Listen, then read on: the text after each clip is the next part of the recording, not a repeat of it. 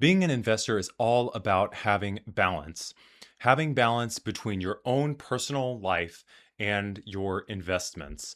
Both need to work in harmony in order for you to be successful. And this is where the 50-30-20 rule comes into play. 50-30-20 is a framework for budgeting your money in order for you to be successful, in order for your life to be in balance and to have harmony and to have a successful investment life. So let's get into it. I am Colin, and this is the Harness Money Report. And today we're talking about the 50-30-20 rule. So let's go ahead and break it down. What is this rule? It is all about budgeting. And I don't really like budgeting in the traditional sense of the word, where you break down everything that you have from your Netflix subscription to your electric bill. Yes, it's important to have an idea of what those amounts are, not go crazy having a huge amount of recurring expenses. It's important to control your recurring expenses, but I like having a more broad, overarching framework for my budget. That way I know what levers I need to pull in order to have money to invest into the stock market, because I'm all about investing into the stock market. I've been very well with some of the stocks that I have chosen. I have different strategies that I use. I have different portfolios, but I always want to know, how can I maximize the money that I have in my own personal life and in my investing life in order to grow my investment portfolio in a nice, healthy way, but not feel so bogged down in my own personal life that I feel suffocated. So 50%, the big 50, that should go towards fixed costs or needs or essentials. That includes your housing, your utilities, all of the things that you must have essentially to live life, basically, as a human being on this planet. And that looks very different for different people. For me, I don't have kids. I do have a dog, but a single person versus a family are two completely different things. And so, if you are a family, you're probably going to have much larger expenses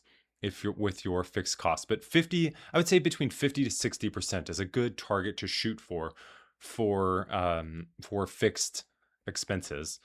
Um, and that includes your house. The biggest one that people always get stuck on, house and cars are kind of the two that people go overboard with. So if you buy a bigger house, if you buy a fancier sports car, maybe like a Porsche, or even bigger, maybe a Ferrari, you're going to be spending a lot more money, a lot more on your fixed costs, which will then may go outside of that 50 to 60%. But if you want to be more comfortable, stay within that 50 to 60% of this is your yearly income. So um, this is what you take home every single year, whether that's monthly, bi-weekly.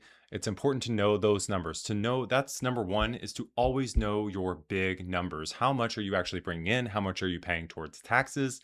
50 is the percentage. This is a percentage. So if your money is a pie, you're allocating how many slices to each of these buckets, and what percentage are you giving to each of these buckets. It's important to know the entire 100% number in order so you can know how much is 50% of your fixed costs. How much house can you afford if you're making, I would say, $100,000 a year. You got to know these numbers in order to successfully implement the 50-30-20 rule. Now, the 30%, let's move on to the next one.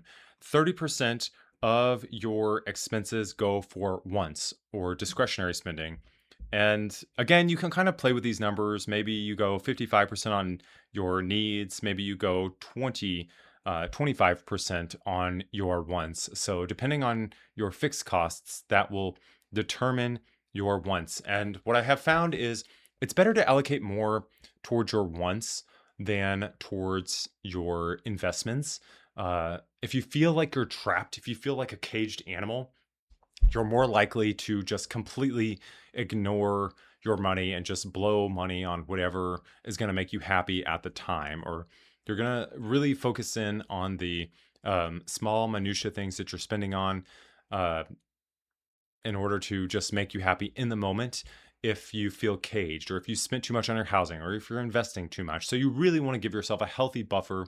And again, if you have a family, there's so much more that you have to consider with the wants, because it's not just you. It's not just about what you want. It's about what your spouse wants, or your children want, or what the dog wants or needs to be happy. So the wants is also vacations. I really look at, as I'm getting older, as I'm traveling more and more, I'm really wanting to spend more on maybe some more like luxury s- style travel, or maybe business class flights, or maybe a car service to take me from the airport in New York to the hotel. Gosh, that's a big one.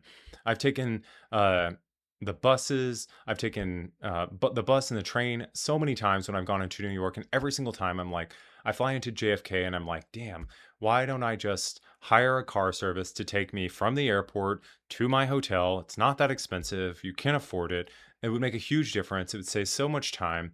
But I have been, saving a couple bucks because I'm doing the bus, or to getting the change from the bus to the train. And it can be pretty fast because New York traffic can be a nightmare, but it would just be so much easier, so much more comfortable if I hired a car. But um, those are the things you really have to think about. So for me, I'm spending more and more on traveling in this luxury style, more efficiency, more saving more time, those types of things. So that's all part of your wants bucket, and that should be no more. I would say no more than 30%, if not less.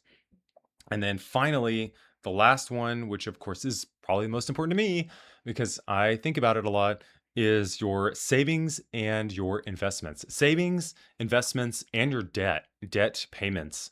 So that includes if you have student loans, credit card debt, any type of debt, maybe a business loan, that would be in that 20%. So I'm always looking uh, for ways to have more money to invest in the market. Now, I would say it's so important to know your numbers, because then you can play around and you can say, okay, I can reduce my fixed costs so that I have more money to invest in the stock market, or I can go down on my wants so that I have more money to invest in the market. But you can't take it too far. I would say there was definitely a period in my life where I was saving too much money and not using enough for fixed costs. I had a million different apartments, a million different roommates.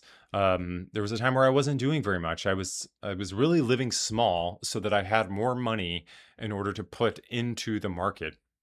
Now, has that served me well? Yes. Uh, it's led to a large investment portfolio where I can buy stocks, and I receive lots of dividends, which allows me more money to invest in other investments. But life is about living. I would say life is about living your best life, living a good life, being more generous, having more experiences, going to concerts, just enjoying your time with your family, giving gifts. There was a time where I didn't really give a lot of gifts, but I'm really trying to find the joy in doing experiences with people, and just being really thoughtful about um, giving gifts and being a lot more generous. So again, you can kind of play with the percentages on how much you want to allocate towards all these things. But this is a really good framework that will set you up for success. And again, find the formula that works for you. Maybe you want a little bit more, maybe you want lower fixed costs, but more spending, your wants and the discretionary spending. Maybe you want more than 30% than that because you have lower fixed costs. Or maybe you are like me and you want more to increase your saving slash investing. But it's a good framework. This whole framework right there, this whole rule gives you the framework to see how other people are doing it, what is going to be the best situation for your life. But really, you can't go wrong. I think if you follow this formula, you get out of debt. Number one, try to get out of consumer debt and student debt as quickly as possible. And then even try to get out of mortgage debt as quickly as possible. Obviously, that is a lot bigger lift than, I would say, a credit card or something like that. But if you follow this rule, you will be successful in having a budget, and it will allow you more flexibility and freedom to pursue the things that make you happy and your life, and have a successful investing career. So thank you for watching this video. Don't forget to like and subscribe, and remember to make good money choices. Till next time.